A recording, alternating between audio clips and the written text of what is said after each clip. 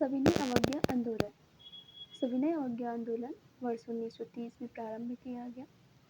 दांडी मार्च यात्रा 12 मार्च से 5 अप्रैल 1930 तक साबरमती आश्रम अहमदाबाद से प्रारंभ हुई। सविनय अवज्ञा आंदोलन 6 अप्रैल 1930 को नमक कानून तोड़ने के साथ दांडी से प्रारंभ हुआ था।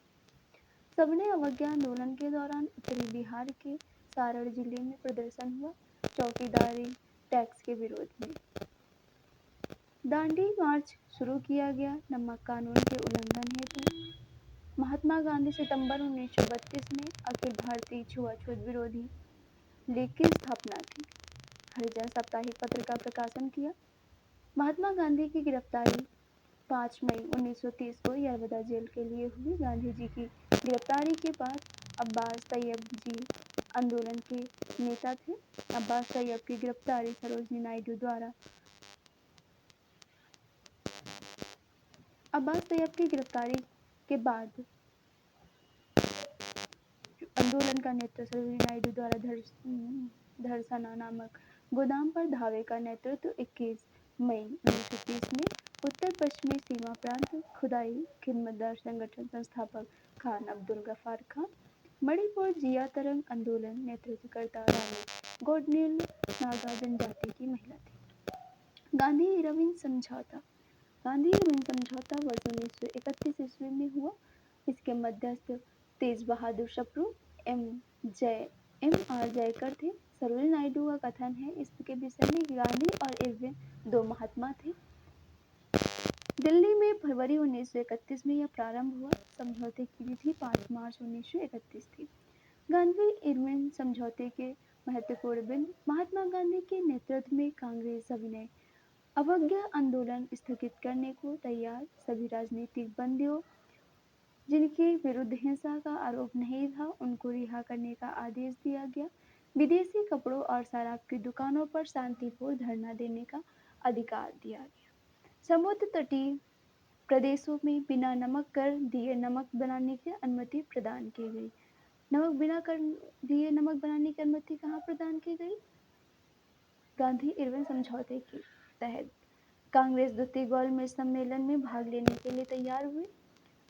इरविन के जीवनीकार एलन कैम्पबेल जॉनसन के अनुसार गांधी इरविन समझौते में महात्मा गांधी के लाभ थे। सांत्वना पुरस्कार। वायसराय इरविन ने महात्मा गांधी को जेल से रिहा किया। 26 जनवरी 1931 को। वर्ष 1930 में अंग्रेजी सरकार के विरुद्ध प्रसिद्ध पेशवार कांड के नायक थे वीर चंद्र सिंह गढ़वाली। सविनय अवज्ञा आंदोलन की असफलता के बाद महात्मा गांधी ने महत्व दिया रचनात्मक कार्यक्रम को। कांग्रेस का कराची अधिवेशन 29 से 31 मार्च 1931।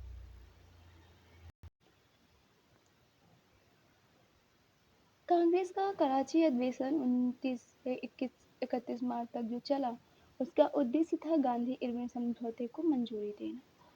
अध्यक्ष इसके सरदार वल्लभ भाई पटेल थे। मौलिक अधिकार और राष्ट्रीय आर्थिक कार्यक्रमों से संबंध प्रस्ताव पारित किए गए। गांधी जी का कथन था गांधी मर सकता है, गांधीवाद नहीं। प्रथम अवसर कांग्रेस द्वारा पूर्ण स्वराज परिभाषित अन्य मूल अधिकारों को तथा आर्थिक कार्यक्रमों पर संकल्प जवाहरलाल नेहरू द्वारा प्रतिपादित किया गया। मूल अधिकारों तथा आर्थिक कार्यक्रम पर संकल्प किसके द्वारा प्रतिपादित किए गए? जवाहरलाल नेहरू द्वारा। सुभाष चंद्र बोस के अनुसार कांग्रेस का कराची अधिवेशन वर्ष 1931 में हुआ। महात्मा गांधी की लोकप्रियता और सम्मान की पराकाष्ठा। पूर्ण स्वराज विशेष तथ्य। पूर्ण स्वराज के मुख्य तथ्यों पर बात करेंगे। मुक्त और अनिवार्य प्राथमिक शिक्षा, सभी धर्मों के संबंध में राजकीय तटस्थता, जाति पंथ लिंग पर ध्यान दिए बिना कानून की समझ, समानता, स्वतंत्रता, स्वतंत्र भाषा प्रेस की स्वतंत्रता, स्वतंत्र विधानसभा और संघ की स्वतंत्रता के बुनियादी नागरिक अधिकार, सार्वभौम वयस्क मताधिकारी के आधार पर चुनाव, कृषि ऋणग्रस्तता से राहत और सूदखोरी पर नियंत्रण, निर्वाह मजदूरी के श्रमिक को हेतु बेहतर स्थिति, श्रमिकों और किसानों आदि को संगठित करने और संघ बनाने का अधिकार। अर्थात पूर्ण स्वराज के विशेष तथ्य क्या थे?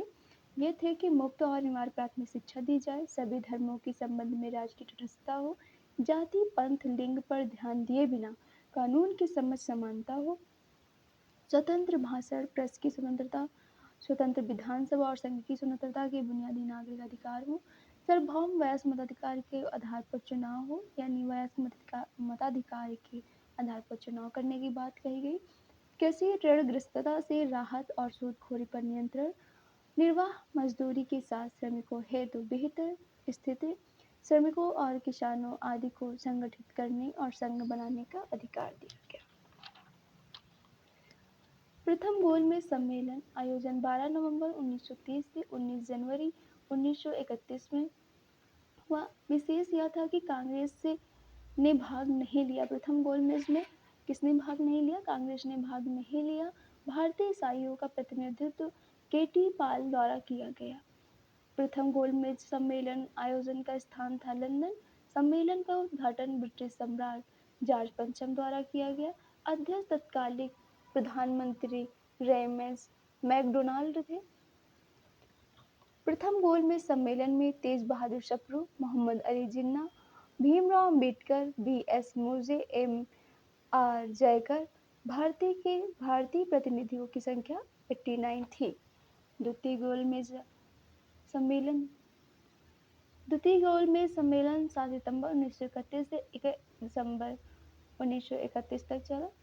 प्रमुख भागीदारी सरोजनी नायडू, एनी बेसेंट, मदन मोहन मालवीय की थी। महात्मा गांधी कांग्रेस के मात्र एक प्रतिनिधि एस राजपूताना जलपोत से लंदन गए।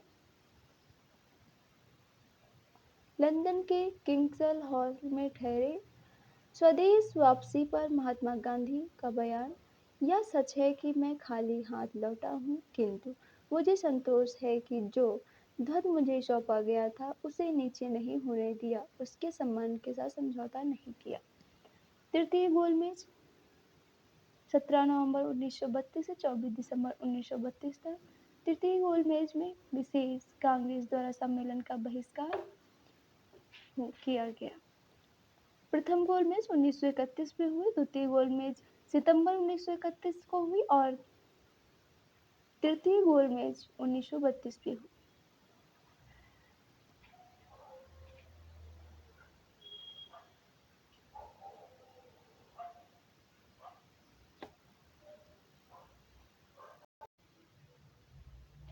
All India Congress socialist party. Congress socialist party की स्थापना मई 1934 पटना कांग्रेस समिति की बैठक के दौरान कुछ सदस्यों की अलग बैठक हुई।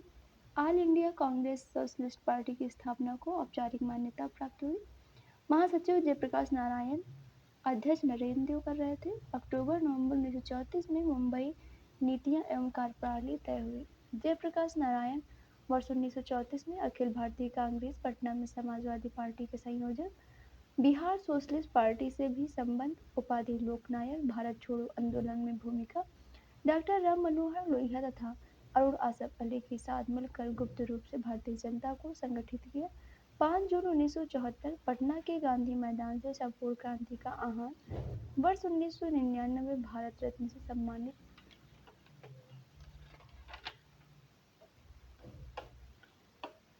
गांधी इरविन समझौता 5 मार्च 1931 भगत सिंह को फांसी, 23 मार्च 1931 को पूना समझौता, 24 सितंबर 1932 में कांग्रेस का कराची अधिवेशन। 1931 में 3 घटनाएं हुई।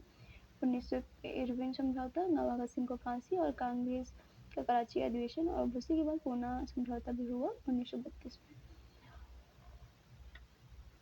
In all India scheduled caste federation की स्थापना 1942 में की गई। डॉक्टर बी अम्बेडकर ने किया। किसकी स्थापना की? All India scheduled caste federation की स्थापना की। वर्ष 1926 में एम सी राजा की अध्यक्षता में स्थापित संस्था का नाम